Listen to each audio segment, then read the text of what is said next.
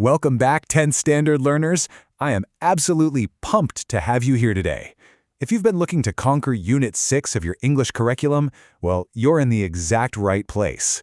Today, we're going to completely master this incredible poem, Ballad of the Tempest. And we're not just going to blindly memorize lines, right?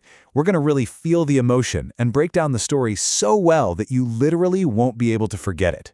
Let's dive right in. So, I want to start things off by asking you a deeply human question. What do you do when even the bravest, most capable people around you just completely lose hope? Imagine being in a situation so utterly terrifying that the exact people you normally look up to for protection are absolutely paralyzed with fear. That's the exact heart-pounding reality the sailors in our poem are about to face tonight. Picture this: sheer terror. You're trapped on this creaky wooden ship, completely surrounded by a violent, freezing, midnight winter storm. I mean, the waves are literally towering over you. You're miles and miles away from the safety of land. It's kind of like being totally disconnected from the world, sitting in total darkness, just completely helpless against the massive forces of nature. And you know, that is the exact setting of our ballad. Okay, here's our roadmap for today's explainer. 1. Meet James T. Fields. 2. Breaking down the ballad. 3. Decoding literary devices. 4. The three voices. And finally, number 5, final reflection. Section 1. Meet James T. Fields. Now, what's really fascinating about Fields' life is that his father was actually a sea captain, but tragically, his dad died before James was even 3 years old. I mean, imagine how deeply that early loss and that intense connection to the dangerous, unpredictable ocean must have influenced his writing. He basically grew up surrounded by books, actually becoming an apprentice at a bookstore when he was just 14. He delivered his famous anniversary poem in 1838, and then decades later in 1880, he published Ballads and Verses, and that collection contains the very poem we're studying today. The ocean was, quite literally, in his blood. Section 2. Breaking down the ballad. All right, grab your mental whiteboards, everyone, because we are going to step onto that ship and walk through the narrative together. The poem opens up with some serious tension. Just listen to these lines. We were crowded in the cabin, not a soul would dare to sleep. It was midnight on the waters, and a storm was on the deep. So picture the sailors huddled together in this cramped, pitch-black cabin. Nobody is sleeping. They are absolutely terrified of this deep winter storm outside. The cold is biting, the ship is rocking violently, and you can just feel the fear in the room. And then, suddenly, we hear a rattling trumpet cutting through the blasting wind, shouting this horrifying order: "Cut away the mast!" Now, it's absolutely crucial to understand what this means. The mast is that giant wooden pole that holds up the sails. Cutting it away? That is a real-world, absolute last resort for sailors. You only do this when the wind is hitting those sails so hard that the entire ship is basically about to tip over and sink. Doing this means you can't even sail properly anymore. It really shows just how desperate and deadly this midnight storm has become. And right here, we reach the absolute climax of our story. "We are lost," the captain shouted as he staggered down the stairs. Man, this is a total gut punch. Think about it. The captain is the leader, the bravest, most experienced person on the ship. If the captain has completely broken down, staggered away, and just lost all hope, well, what chance do the regular sailors have? They're sitting there in the dark, each one busy with their own final prayers, literally just waiting for the end. But right in the middle of this absolute despair, a tiny voice cuts through the darkness. The captain's little daughter takes his icy, freezing hand and just whispers, "Isn't God upon the ocean just the same as on the land?" Think of this innocent little whisper like suddenly getting one tiny bar of Wi-Fi signal when you thought your phone was completely dead in the middle of nowhere. It's a sudden, profound connection that brings ultimate relief. Her simple, pure faith instantly shifts their entire perspective. And you know what? That innocent question completely changes the energy in the room. The sailors kiss the little maiden, and suddenly they're speaking in better cheer. That renewed sense of hope actually gives them the strength to survive the night. By the time the morning sun shines clear, they've anchored safely in the harbor. The physical storm outside passed, sure, but it was really the little girl who calmed the emotional storm of terror inside that cabin. Section 3. Decoding literary devices. Okay, now that we've totally mastered the narrative, let's put on our analytical hats to decode exactly how the poet created that intense fear. First, let's quickly solve a core textbook question so you have this locked in for sure. We were crowded in the cabin. Not a soul would dare to sleep. So, who is we? Well, it refers directly to the terrified sailors on the ship. And why couldn't they sleep? Because they were caught in a violently deadly midnight winter storm, and they fully believed their ship was going to be destroyed. They were quite literally staring death in the face. Now let's take a look at this brilliant piece of text. The poet writes, "The hungry sea was roaring." The literary device at play here is personification. Why? Well, because the sea doesn't literally get hungry, right? That's a human or animal trait. By giving the sea this intense hunger, Fields makes the ocean feel like a terrifying, living, breathing monster that is actively trying to eat the ship and everyone on it. It's not just water anymore, it's an attacker. Section 4. The Three Voices. So, shifting gears to Robert Williams Service's poem, there are three distinct teachers here. As the poet lies on the beach, nature actually speaks to him.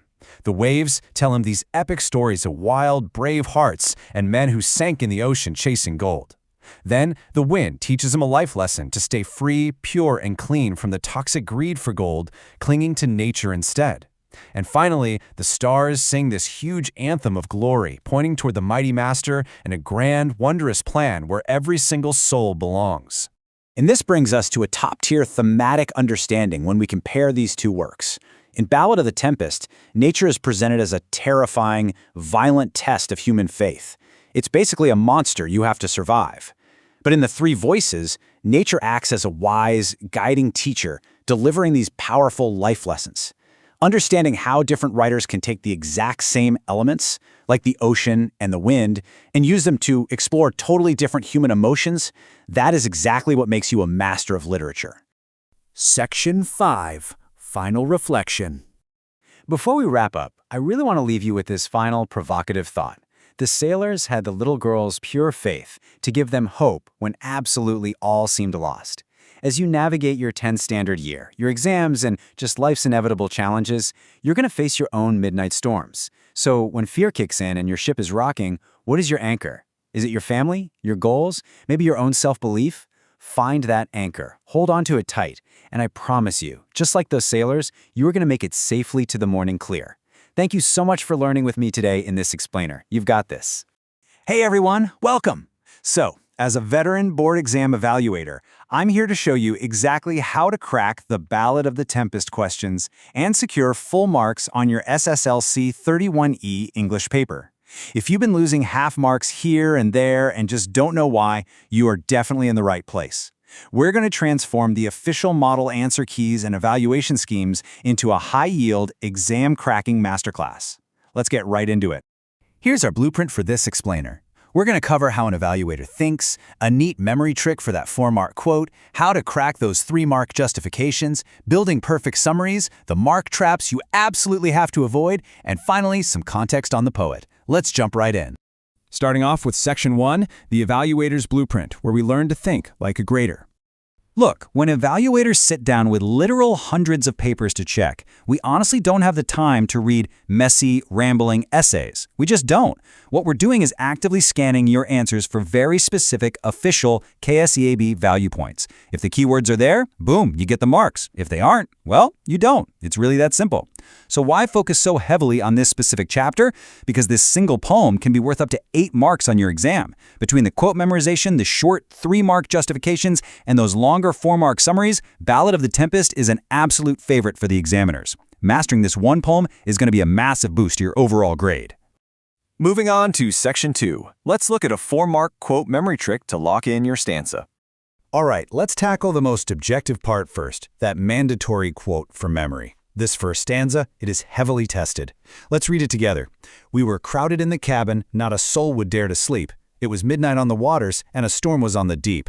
You absolutely need to be able to reproduce this perfectly, word for word, even when you're sweating under that intense exam pressure. So to lock this in, I want you to use a super simple memory trick. Just remember the acronym CSMS. Cabin, sleep, midnight, storm. When you sit down in the exam hall and your mind goes blank, just quickly jot down CSMS in the margin. Line 1 ends the thought in the cabin. Line 2 is all about the fear of sleep. Line 3 sets the time, midnight, and line 4 delivers the threat, the storm. CSMS is going to guide you through that stanza flawlessly. Now, this brings us to a major evaluator secret. And honestly, it's a trap where I see students routinely bleed points. Forgetting the punctuation. Look closely at the end of line 2. Not a soul would dare to sleep, and then there's a comma and an M dash. Forgetting that M dash? That costs you a vital half mark according to the official evaluation scheme. You have to memorize the punctuation as if it were a literal word. Okay, Section 3, cracking 3-mark justifications and securing the why and how. Now let's map the analytical questions directly to the official key answer value points. The question you're seeing right now, the little maiden filled the sailors with confidence, justify, is a frequent flyer on previous board exams. To nail this, you need a precise strategy, not just some general vague summary of the poem. Take a look at the difference here. The student on the left, they write a rambling, kind of vague story about a ship in a storm with a happy ending, and they get maybe 1.5 marks out of 3. But the student on the right uses exact keywords pulled straight from the evaluator key. They get a perfect 3. So let's look at exactly what those keywords are. When I'm grading your paper, my eyes are darting across the page, specifically looking for these value points. I want to see the phrase, violent storm, or great peril. I need to see that the captain was in despair. I absolutely must see that the maiden brought hope by reminding them that God is upon the ocean. And finally, I need to see that they anchored safely. Look, do yourself a huge favor. When you write these phrases, actually underline them on your paper. It makes the evaluator's job so much easier. And let me tell you, an easy evaluator is a generous evaluator. Moving right along to Section 4, perfect 4-mark summaries. Here is your chronological blueprint. When you see this massive 4-mark question, summarize the emotions displayed in the poem Ballad of the Tempest. Please don't panic. You don't need to write a whole novel. You just need to follow a really simple 4-step blueprint. Just sequence your answer into these 4 exact steps. Step 1, establish the midnight storm. Step 2, transition to the captain's despair when he shouts that they're lost. Step 3, introduce the maiden's hope when she holds his icy hand and asks about God. And Step 4, conclude with their salvation as they anchor safely in the harbor. If you hit these 4 beats chronologically, you are locking in those 4 marks for sure. A great tip here is to visually anchor your opening lines in your mind using this textbook image. Really describe that roaring sea, the pitch-black midnight darkness, and the shattered mast. Getting the setting right in your very first sentence instantly secures those initial value points and shows the evaluator you absolutely know your stuff. All right, Section 5. Let's talk about the mark traps you need to avoid, because this is where students bleed points. I'm going to pull back the curtain on exactly where students routinely lose half marks on this poem. Trap number 1, mixing up the emotions.